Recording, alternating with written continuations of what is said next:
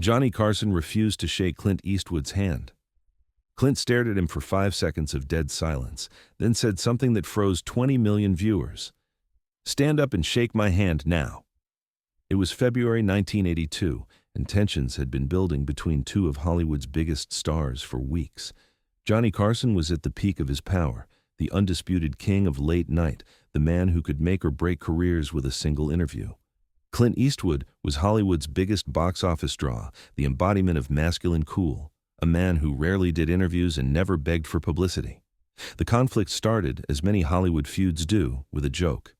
3 weeks earlier, Johnny had done a monologue joke about Clint's new movie. It was meant to be harmless, a playful jab about the film being just another Clint Eastwood movie where he squints and shoots people. The audience laughed. Johnny moved on to the next joke. But someone close to Clint told him about it, and they added their own spin. Johnny said, "Your acting is one note." He said, "You're not a real actor, just a movie star who plays the same character over and over." That wasn't exactly what Johnny had said, but that's what Clint heard. And Clint Eastwood didn't take kindly to being dismissed as not a real actor. A week later, in an interview with another publication, Clint was asked about late-night talk shows. He said something that got back to Johnny. "I don't have time for guys who sit behind desks making fun of people who actually do the work." It was a subtle shot, but in Hollywood, everyone understood what Clint was saying. Johnny Carson was just a talk show host. Clint Eastwood was a movie star, a director, a creator. There was a hierarchy, and Clint was suggesting he was higher on it. Johnny was furious. He'd interviewed hundreds of actors, made many of them famous by giving them exposure on his show. And now, Clint Eastwood, who rarely did interviews anyway, was suggesting Johnny was beneath him? The next week, Johnny made another joke during his monologue. "I heard Clint Eastwood said talk show hosts don't do real work. Well, at least I can act without squinting." The audience laughed, but some people in the industry winced. This was getting personal. 2 days later, Clint's publicist called The Tonight Show.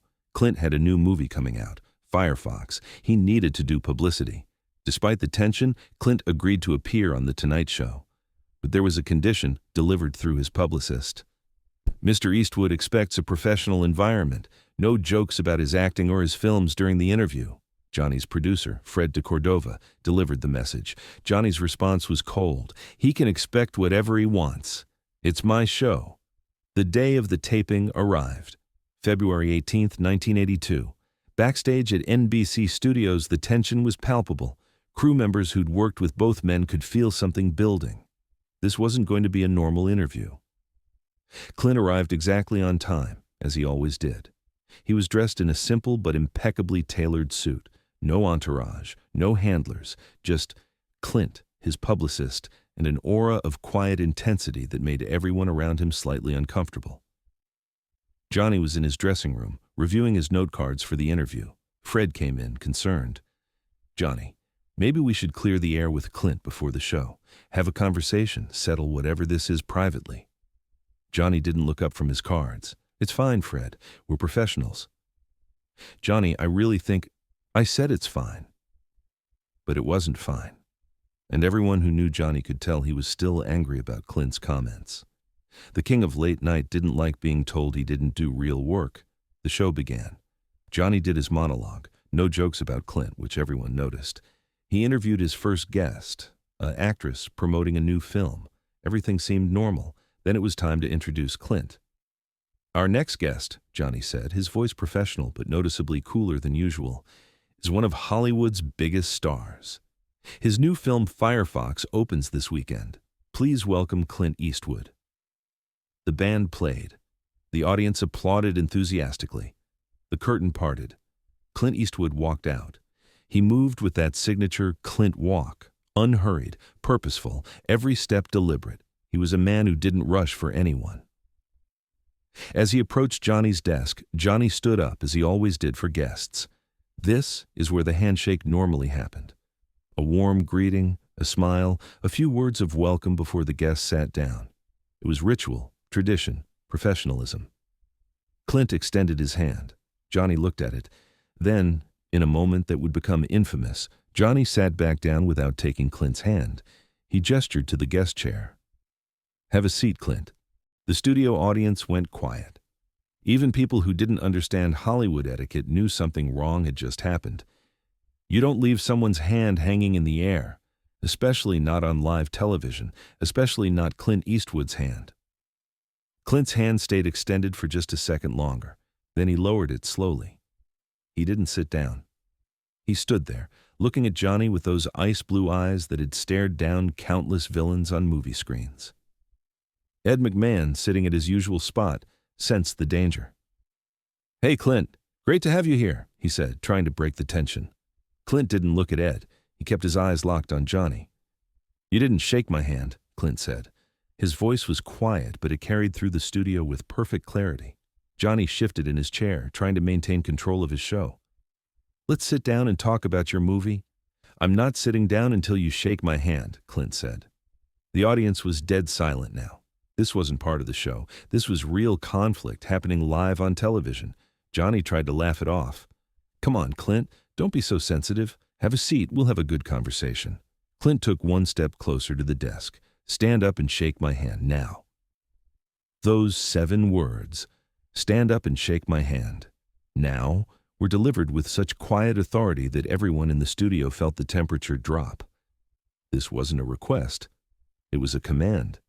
And it came from a man who embodied every tough, no-nonsense character he'd ever played. Johnny sat there, suddenly realizing he'd made a serious miscalculation. He thought refusing the handshake would put Clint in his place, show him who controlled The Tonight Show.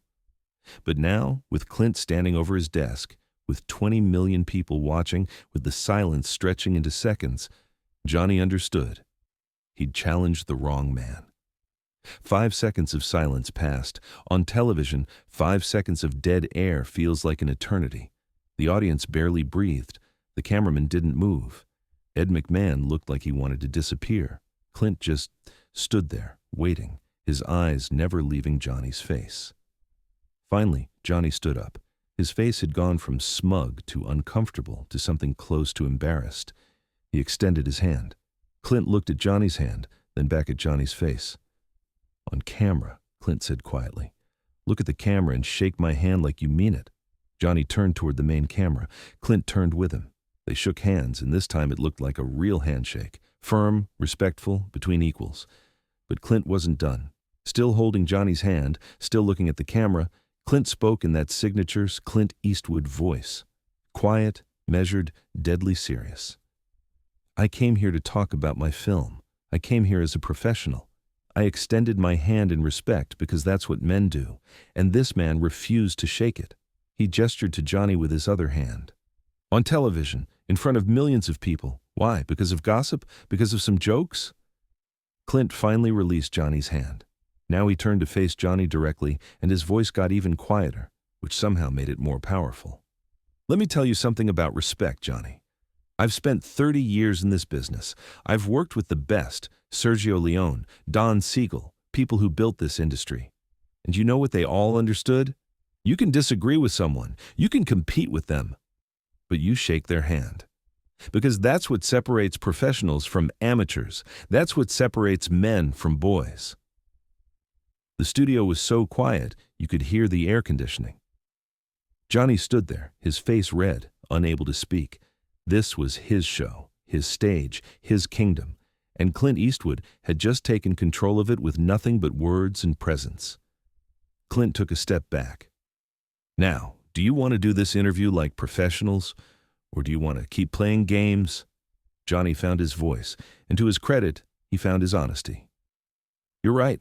I was out of line. I heard some things, I made some jokes, and I let it get personal. I apologize." Clint studied him for a moment, then nodded. "Apology accepted. But Johnny?" He leaned forward slightly. "Don't ever disrespect me again. Not on television, not anywhere." "Clear." "Clear," Johnny said quietly. "Good." Clint gestured to the guest chair. "Now, let's sit down and talk about my movie." Clint sat down in the guest chair. Johnny sat back behind his desk. The interview began, and somehow, miraculously, it turned into one of the best interviews Johnny had ever conducted. Both men were professionals, and once the line had been drawn and respected, they actually had a good conversation. They talked about Firefox, about filmmaking, about Hollywood. Johnny asked smart questions. Clint gave thoughtful answers. But everyone watching knew they'd witnessed something extraordinary. The night Clint Eastwood reminded Johnny Carson that being the king of late night didn't make you untouchable. After the show, according to people who were there, Johnny and Clint spoke privately for about 20 minutes. What exactly was said remains between them, but when they emerged, they shook hands again, a real handshake this time, and there was mutual respect in it. Johnny never made another joke about Clint's acting, and Clint never made another comment about talk show hosts not doing real work. The incident became Hollywood legend. It was rarely talked about publicly. Both men were too professional to turn it into gossip, but everyone in the industry knew about the night Clint Eastwood commanded Johnny Carson to shake his hand. What made the story powerful wasn't just that Clint had stood up to Johnny, it was how he'd done it. No yelling, no threats, just quiet, absolute authority. Clint had embodied every character he'd ever played. The man who doesn't waste words, who doesn't bluff, who says what he means and means what he says. And Johnny had learned something important that night. Power has limits. Being the king of late night meant controlling the show, but it didn't mean you could disrespect people without consequences, especially when that person was Clint Eastwood. Years later, in the early 1990s, shortly before Johnny retired, Clint appeared on The Tonight Show again. This time, the handshake was warm, genuine, and immediate. Johnny introduced Clint as one of the greatest actors and directors of our generation. Clint returned the compliment by saying Johnny was the gold standard of late-night television. At one point during that interview, Johnny brought up their first meeting in a sideways way, saying, "Clint, you taught me something important about respect." Clint just smiled that small Clint Eastwood smile and said, "We taught each other." The incident reminded Hollywood and millions of viewers that respect is non-negotiable. You can be funny, you can be successful, you can be powerful, but you still have to treat people with basic dignity. A handshake isn't just a gesture. It's an acknowledgement that the person standing in front of you deserves your respect. Clint Eastwood didn't ask for Johnny's respect that night. He commanded it, and he got it. And Johnny Carson, to his eternal credit, gave it. If this story moved you, please subscribe and hit that like button. Share it with anyone who needs a reminder that respect isn't optional and that real strength is often quiet but unmistakable. Have you ever had to stand up for your own dignity in a difficult situation? Tell us your story in the comments, and don't forget to ring that notification bell for more true stories about respect, power, and the moments when standing your ground changes everything.